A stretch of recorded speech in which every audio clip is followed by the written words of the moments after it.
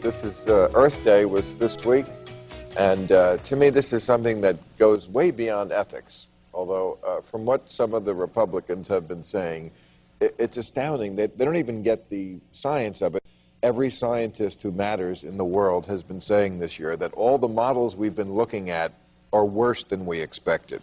For example, Catherine Richardson, Vice Dean of the University of Copenhagen's Faculty of Science, says we are at the very least in the worst case scenario. There's no good news here.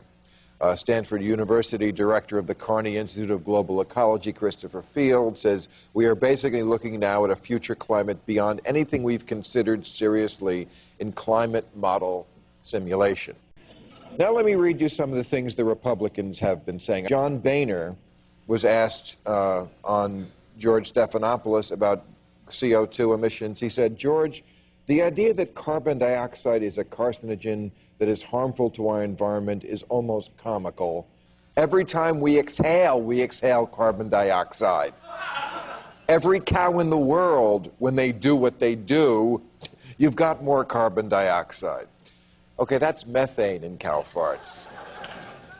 You know, I don't know what to say here, except that half the people, the Republicans, who are supposed to be involved in this debate and helping, are just morons. I don't say that as a partisan. No, but how do we solve this problem when the response of one half of the people who should be helping is, I like turtles?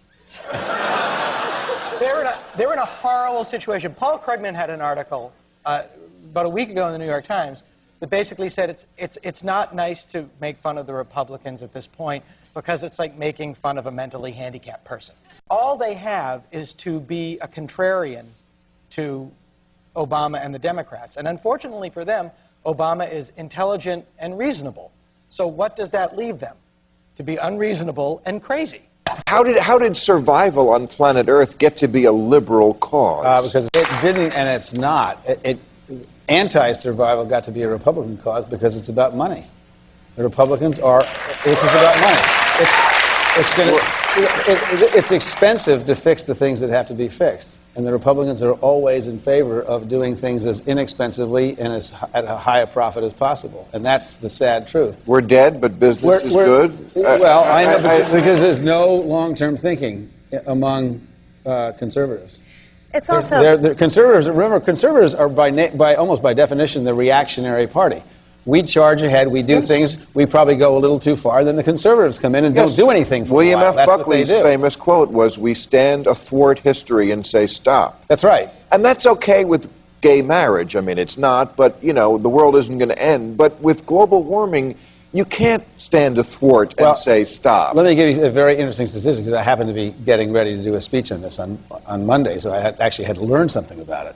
This is what's really frightening. First of all, unlike the financial crisis, we can't avert this. We're already over the edge. So all we can do now is ameliorate how bad it gets. And, you know, when you hear really smart environmentalists talk about this, they're talking about the ice shelves in 50 years and the sea level in 100 years. In 15 years, most of the glaciers in the Himalayas are going to be substantially gone.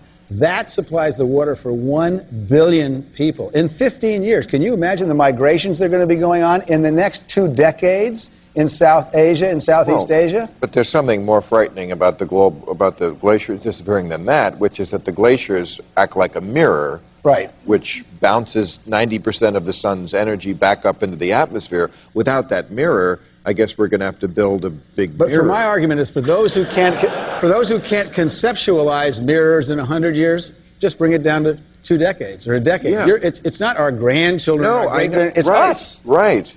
Our generation's going to have a huge problem with this stuff. Is it because Al Gore became a champion of it and they'd rather fry than acknowledge a guy from the other team had a smart idea? Partly. I mean, he was testifying the other day before Congress, Al Gore, about this. You talked a little bit about people have to have trust in what you're doing in this country. And given the magnitude of those changes, I think it's really important that no suspicion or shadow fall on the foremost advocates of climate change legislation. So I wanted to give you the opportunity to kind of clear the air. Paul Kleiner Perkins, are you aware of that company? Well, yes, I'm a partner at Kleiner Perkins. So you're a partner in Kleiner Perkins. Okay. Now, they have invested about $1 billion in 40 companies that are going to benefit from cap-and-trade legislation. So is the legislation that we are discussing here today, is that something that you are going to personally benefit from? I believe that the transition to a green economy is good for our economy and good for all of us. And I have invested in it, but every penny that I have made, I have put right into a nonprofit, the Alliance for Climate Protection, to spread awareness of why we have to take on this challenge. And Congresswoman, if you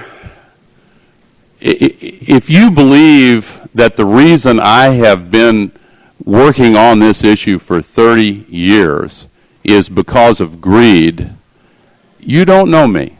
No, sir, I'm not making accusations. I'm asking questions that have been asked of me and individuals, constituents that were seeking a point of clarity. So I am asking I understand you exactly what you're doing, Congresswoman. Everybody here does.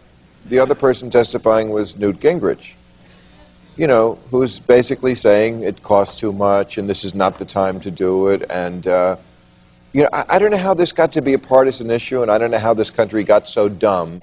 Well, are you willing to divest yourself?